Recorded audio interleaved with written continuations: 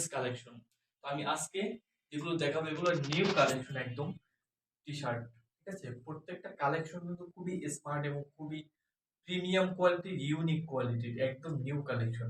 আমি যদি ফেব্রিক্স এর কথা ফার্স্টে বলি, এটা হচ্ছে অরিজিনাল চায়না ফেব্রিক্স।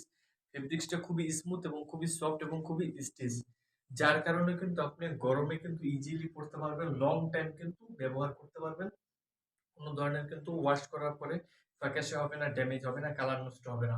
এবং প্রিন্টের কথাটা যদি আমি বলি, এটা কিন্তু একদম ফিক্সড।